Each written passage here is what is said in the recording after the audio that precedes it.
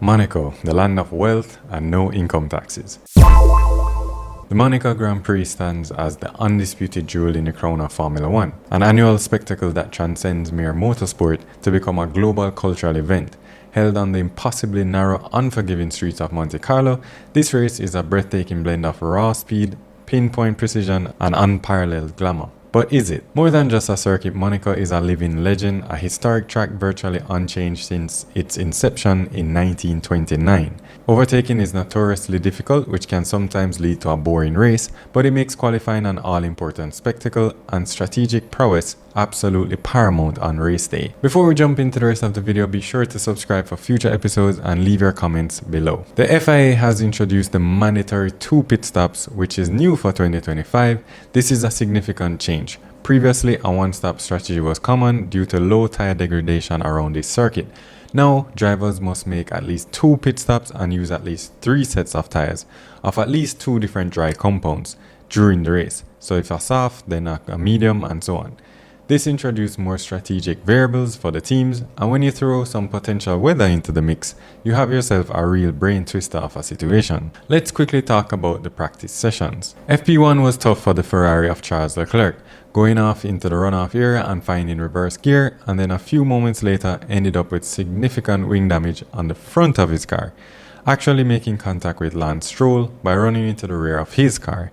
Lance getting a 1-place grid penalty for the infringement. Whose fault was that one?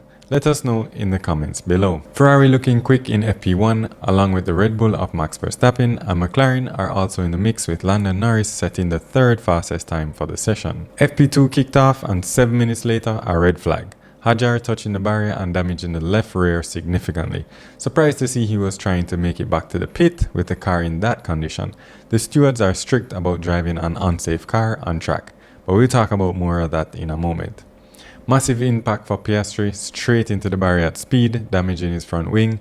2nd red flag of the session. We see a 10-place grid penalty for Ollie Beerman for overtaking under a red flag in the session.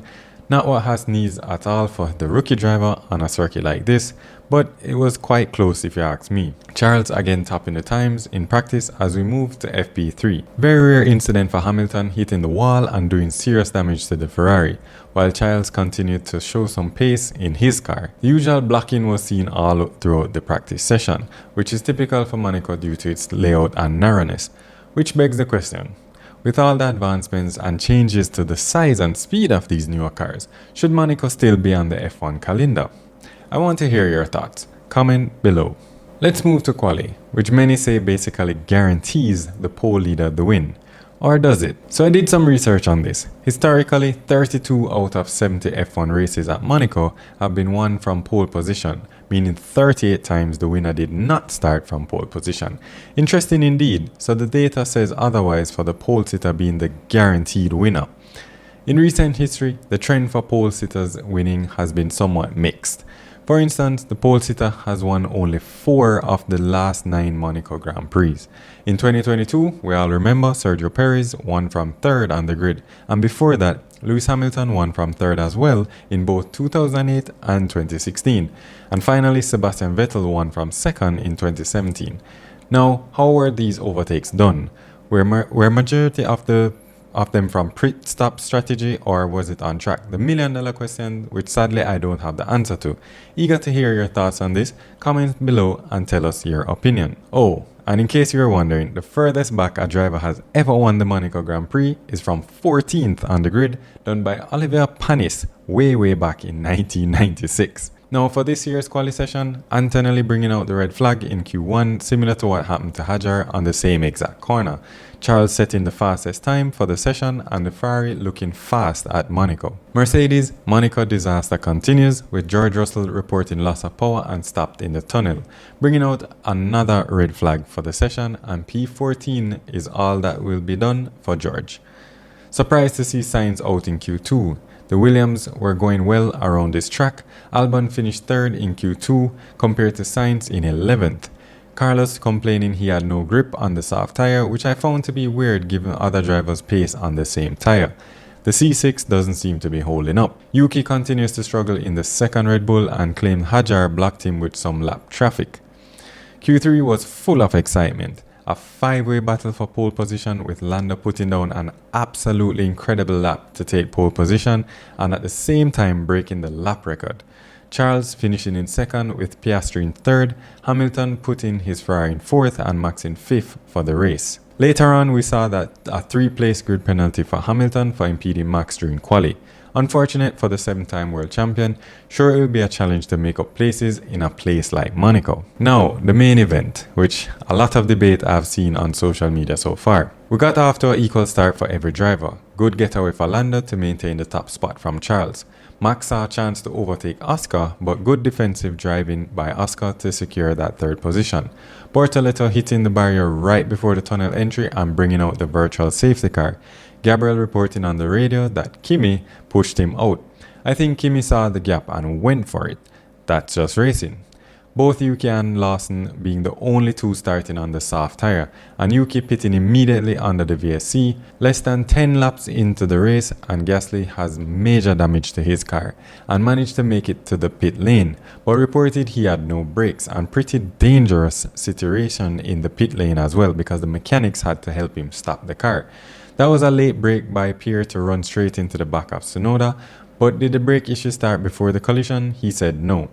Surprised the stewards kept it as a yellow flag incident with all that debris on the track.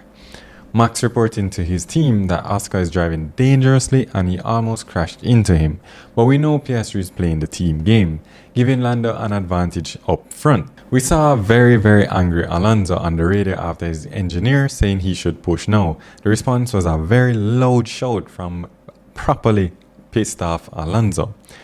Pit strategy playing a key role in this race, of course, with many teams pitting around lap 20 to 24. The battle continued to be between Ferrari and McLaren and the lonely Red Bull of Max Verstappen up top. Tough one for Alonso to retire the car, but midway through, he had a power unit issue, that's what it seems like, and unfortunately, the struggle continues for Alonso.